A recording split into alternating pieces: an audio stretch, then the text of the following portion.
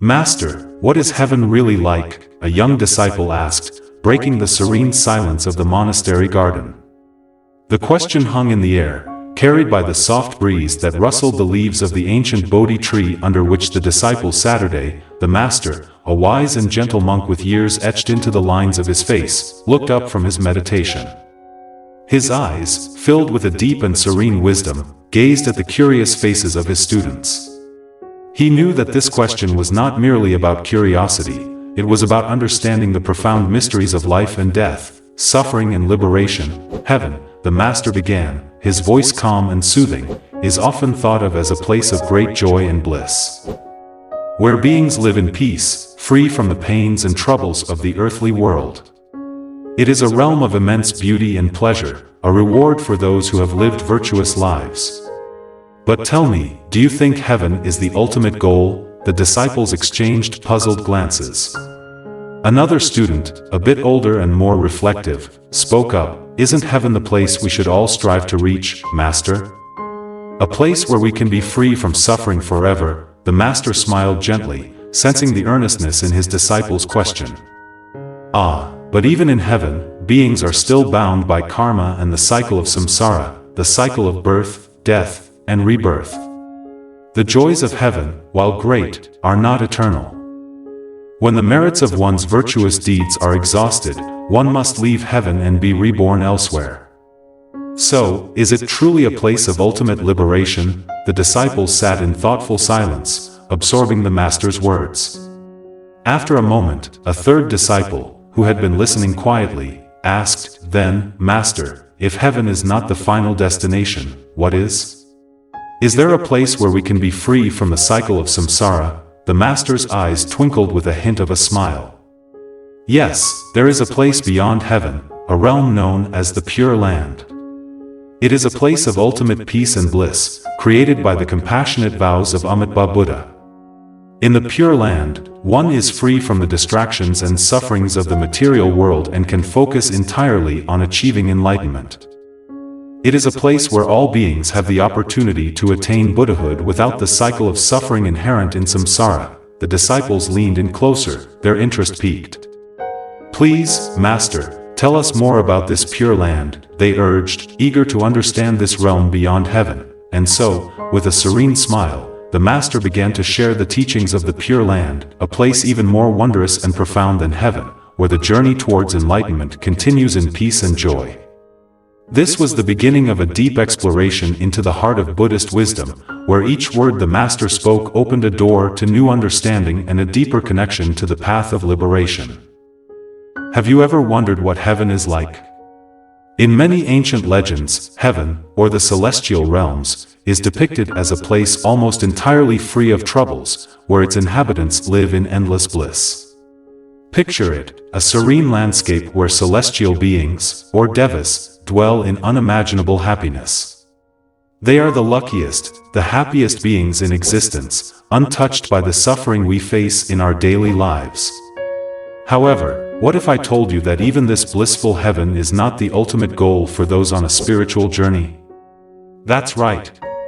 According to Buddhist teachings, heaven, despite its allure, is still part of samsara, the endless cycle of birth, death, and rebirth.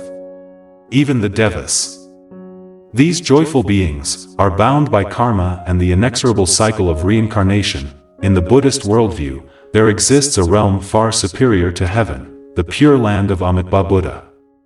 This realm, known as the Western Pure Land or Sukhavati, is believed to be beyond the suffering and impermanence that characterize samsara. Imagine a place of ultimate peace and bliss, where you can focus entirely on achieving enlightenment without any distractions or pain. Doesn't that sound like a paradise worth aiming for? But where did this idea of the Western Pure Land come from? And why do so many people believe in its existence? Is it just a comforting story, or is there more to it? The concept of the Western Pure Land is deeply rooted in Mahayana Buddhist scriptures. It's associated with Amitabha Buddha, a celestial Buddha who made 48 vows to create a paradise where beings could attain enlightenment with ease. One of his most significant vows was that anyone who sincerely calls upon his name with faith and the desire to be reborn there will be welcomed into this blissful realm after death. Isn't it fascinating that just by having sincere faith and reciting his name, one could potentially find themselves in this divine place? But wait, who came up with this idea in the first place, and why do people believe it? Is there any proof, or is it purely a matter of faith? Initially, I was skeptical about the existence of such a place. It seemed too perfect. Too good to be true. However, my perspective shifted dramatically after learning about Professor Wang Defeng, a philosophy professor at Fudan University in Shanghai. He extensively studied the Buddhist canon, and his scholarly work provided insights that profoundly changed my understanding of the Pure Land and Nirvana. Let's delve into these mysteries together and understand why so many people believe in the existence of the Western Pure Land. And while we're at it, don't forget to like this video and subscribe to our channel for more intriguing discussions. To truly grasp what the Western Pure Land is, we need to explore Pure Land Buddhism, a unique school of thought in Buddhism that emphasizes devotion to Amitabha Buddha. If you're familiar with Zen Buddhism, you know it focuses on meditation, zazen, to awaken wisdom and understand the true nature of reality. This path is all about rigorous self-discipline and inner exploration, leading practitioners towards enlightenment and liberation from suffering. In contrast, Pure Land Buddhism offers a different path, one that is seen as more accessible to everyone, regardless of their spiritual capacity or personal circumstances. Imagine a practice where the primary goal is to be reborn in the Western Pure Land. This method doesn't demand intense meditation or a deep understanding of complex doctrines. Instead, it involves the recitation of the name of Amitabha Buddha, Namo Amitabha Buddha, with sincerity and devotion. It's often described as an easier practice, making it suitable for all people, especially those who may not have the time, resources, or inclination to engage in more rigorous spiritual practices. Isn't that comforting to know? However, as with all spiritual paths, Pure Land Buddhism is not without its critics. Some argue that it is a path for those who are too lazy or afraid to confront the suffering of the world. They see it as an escapist practice, a way for people to avoid life's challenges by retreating to an idealized afterlife. But is this really fair? This criticism often stems from a superficial understanding of Pure Land teachings. Those who misunderstand this practice may not fully grasp the origins of suffering and the nature of existence according to Buddhist philosophy. They fail to see that the Pure Land is not simply an escape, but a supportive environment designed for spiritual growth. The aim of rebirth in the Pure Land is not to flee from life's difficulties but to create optimal conditions for achieving enlightenment. Remember the wise words of His Holiness the Gyalwang Drukpa? He once said, "I see nowadays people easily believe in ghosts but not in the presence of the Buddha." This is an illogical perspective. If ghosts exist, surely Buddhas must exist too. Why then only believe in ghosts? Why dismiss the Pure Land without understanding what it is? Isn't that a thought-provoking question? Now, let's talk about something equally important: humility. It's crucial for practitioners to remain humble and avoid arrogance, no matter which path they choose. Whether you practice Zen, Vajrayana, or Pure Land, each path has its own value and effectiveness depending on the practitioner's capacity and conditions. The Buddha himself taught that there is no absolute hierarchy among the different practices. Can you imagine thinking one path is superior to all others? Such arrogance could destroy all the merit and wisdom one has gained. It's like a poison that leads to spiritual downfall. The Buddha emphasized that all teachings are given out of compassion for beings, tailored to their diverse needs and abilities. If we criticize or dismiss any particular practice, aren't we, in essence, rejecting the Buddha's compassion? This is a profound reminder to respect all paths and understand that what works for one person may not work for another. In Pure Land practice, the recitation of Namo Amitabha Buddha is so much more than just repeating a name. It's an expression of deep reverence, devotion, and a vow to achieve enlightenment. This practice is straightforward but profound. By constantly reciting Amitabha Buddha's name with sincere faith and a single-minded focus, one cultivates a pure mind. This process of purification aligns the practitioner's mind with the qualities of Amitabha Buddha, compassion, wisdom, and boundless life, and creates the karmic conditions for rebirth in the Western Pure Land. Isn't that a beautiful idea? Let's dive deeper into the phrase, Namo Amitabha Buddha. What does it really mean?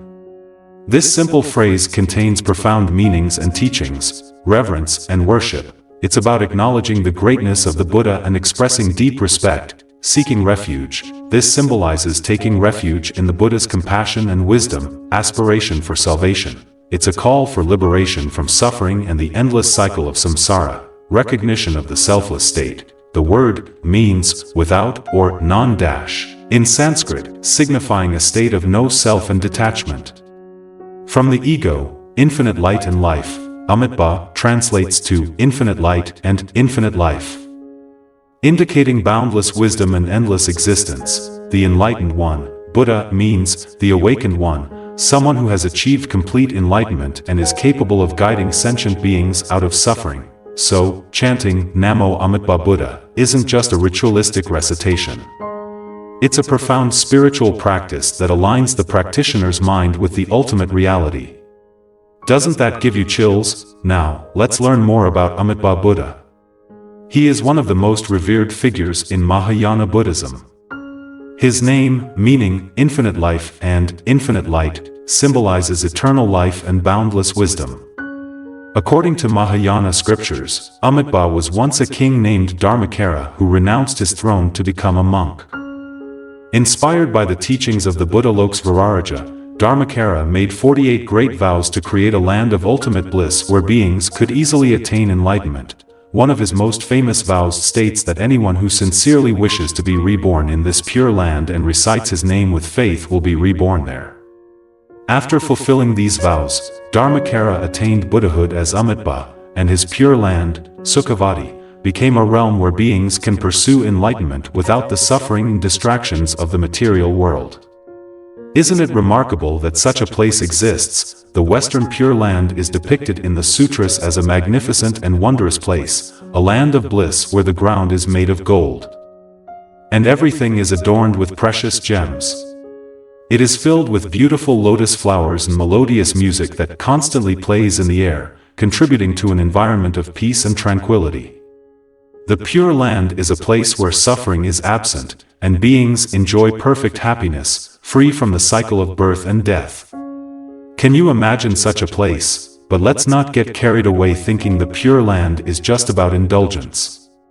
The goal of rebirth in the Pure Land is not to enjoy pleasures endlessly. Instead, it's considered an ideal environment for spiritual practice. Imagine a place where you can advance your spiritual journey without any hindrance.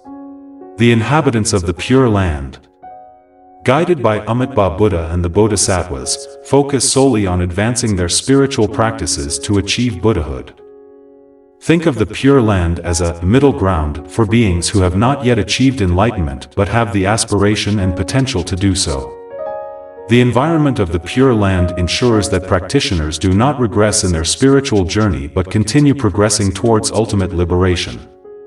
Doesn't that sound like the perfect setup for anyone serious about achieving enlightenment? Now, you might be wondering, is there any evidence to support the existence of the Pure Land, or is it just a matter of belief?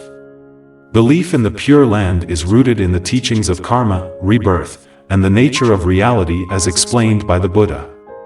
The Pure Land teachings align with the understanding that virtuous deeds and a mind focused on Amitabha Buddha can create the karmic conditions necessary for rebirth in a higher realm. According to Buddhist scriptures, if one has faith in the existence of the Pure Land, makes a vow to be reborn there, and diligently practices the recitation of Amitabha Buddha's name, they will be reborn in the Pure Land. This belief is further reinforced by accounts from historical practitioners who have reportedly experienced visions or visitations of the Pure Land. Isn't that something to ponder over? There are numerous stories and testimonies from practitioners who have had experiences suggesting the reality of the Pure Land. For example, the story of Master Kuan Tin, who disappeared while meditating and reappeared years later, claiming to have visited the Western Pure Land, provides a basis for belief in its existence. His account describes being in the Maitreya cave on Jiuxian Mountain in Fujian Province, where he meditated without leaving the cave for several years, during which he reported his consciousness traveled to the Western Pure Land. Such experiences are often viewed by believers as evidence of the Pure Land's existence and the transformative power of sincere practice and recitation of Amitabha's name. While these stories are anecdotal and based on personal testimony, they serve to inspire faith and dedication among Pure Land practitioners. Aren't these stories fascinating? To practice Pure Land Buddhism effectively, 3 elements are essential: faith, vow, and practice. One must have faith in the existence of the Pure Land, make a vow to be reborn there, and diligently engage in the practice of reciting Amitabha Buddha's name with a concentrated and sincere mind. The practice can be done in various ways: chanting aloud, chanting quietly, or silently reciting in the mind. According to the sutras, even one recitation of Amitabha Buddha's name with a sincere and undistracted mind can create the karmic conditions necessary for rebirth in the Pure Land. However, for most practitioners, it requires consistent and dedicated practice over a lifetime. Does this seem like something you could see yourself doing? The path to the Western Pure Land, as taught by the Buddha, does not demand complex practices or severe asceticism. It simply requires a pure heart, a sincere vow, and consistent practice. Whether one chants many times or a few, the most important factor is sincerity and a genuine desire to be reborn in the Pure Land. The Pure Land represents the ultimate peace, a realm without suffering, where anyone who truly believes in Amitabha Buddha and aspires to be reborn there can achieve this goal. The journey to the Pure Land is, therefore, a journey towards finding inner peace and ultimate happiness. Isn't it reassuring to know that this path is open to everyone? Belief in the Pure Land also involves understanding the Buddhist teachings of karma and rebirth. Karma, the law of cause and effect, governs the cycle of samsara, determining the conditions of our future rebirths based on our actions, thoughts, and intentions in this life. According to this view, cultivating positive karma through virtuous deeds and the mind focused on the Buddha can lead to a favorable rebirth in the Pure Land. Moreover, the Buddhist concept of interdependence suggests that our actions not only affect our own future but also the environment and beings around us. By aspiring to be reborn in the Pure Land, practitioners are not merely seeking personal salvation but are also creating conditions that benefit all sentient beings by contributing to a world of peace, wisdom, and compassion. Isn't that a noble goal? In conclusion, the journey to the Western Pure Land, according to Buddhist teachings, is not about escaping the realities of life but about creating the conditions necessary for spiritual growth and enlightenment. It is a path that is open to everyone, regardless of their circumstances, as long as they have faith, make a vow, and sincerely practice. The Pure Land offers a unique opportunity for practitioners to continue their spiritual journey in an environment free from suffering and distractions, guided by Amitabha Buddha and other enlightened beings. The journey to the Pure Land is ultimately a journey towards inner peace and happiness. A path that allows practitioners to transcend the limitations of samsara and move closer to the ultimate goal of enlightenment. So, what do you think? Is this a journey you'd like to embark on? As the evening shadows lengthened and the golden light of the setting sun bathed the monastery garden in a warm glow, the Master's voice remained steady and calm, guiding his disciples through the teachings of the Pure Land. The disciples listened intently, their minds filled with images of this serene and wondrous realm where suffering ceased and the journey to enlightenment became clear and unobstructed. After speaking at length about the Pure Land and its connection to the teachings of Amitabha Buddha, the Master paused. He could see that his disciples were both intrigued and contemplative, grappling with the profound ideas he had shared. The silence stretched on, filled with the weight of contemplation. Finally, one of the youngest disciples, her voice barely a whisper, asked, "Master, will we ever truly be able to reach this Pure Land? Is it something we can hope for in this lifetime?" The Master smiled gently, his eyes softening with compassion. "The Pure Land is not just a distant, far-off place, my dear. It is as close as our own hearts. It begins with our thoughts, our intentions, and our actions. By cultivating a pure mind and a compassionate heart, we are already taking steps toward that sacred realm. Remember, the Pure Land is a state of mind as much as it is a physical place. Another disciple, who had been listening quietly, raised his hand. Master, you've taught us about many paths in Buddhism, the path of meditation, the path of wisdom, and now the path of faith in Amitabha Buddha. How do we know which path is right for us? The Master's gaze swept across his students, each of them earnest and yearning for the truth. The Buddha taught many paths because beings are different, with unique needs and capacities. Some are drawn to the stillness of meditation, others to the wisdom of deep study, and others still to the devotion and faith in the compassionate vows of Amitabha Buddha. There is no single path for all. You must look within your own heart and see which path resonates with you. What matters most is your sincerity and dedication to practice. The disciples nodded, each reflecting on their own journey. The Master continued, remember, all paths ultimately lead to the same goal, liberation from suffering and the attainment of enlightenment. The Pure Land is not a shortcut but a compassionate offering for those who find other paths too difficult in this turbulent world. It provides a space where you can focus on your spiritual growth without the distractions and challenges that often derail us here. One of the older disciples, her face illuminated by the fading light, asked with quiet determination, Master, how do we know if we are making progress on this path? How can we tell if our practice is sincere enough to be reborn in the Pure Land? The Master's smile broadened, and he nodded as if acknowledging the depth of her question. Progress is not always measured by visible signs. It is in the subtle changes in your heart, the quieting of your mind, the growing sense of compassion and peace within you. When your thoughts are filled with kindness, when your actions are guided by love, and when your mind is continually turning toward the Buddha with trust and sincerity, know that you are on the right path. The Pure Land is already blooming in your heart. The disciples fell silent, each of them lost in their thoughts, feeling the profound truth of their Master's words. The sun had almost set, casting long shadows and a sense of calm over the garden. The gentle sound of the wind in the trees seemed to echo the serenity that filled their hearts. Finally, the youngest disciple spoke again, her voice soft but firm, Thank you, Master, for guiding us. I understand now that the Pure Land is not just a goal but a way of being. I will strive to live each day with a pure heart and a sincere mind. The Master nodded, his face glowing with approval. That's right. The journey to the Pure Land begins with each step you take in this life.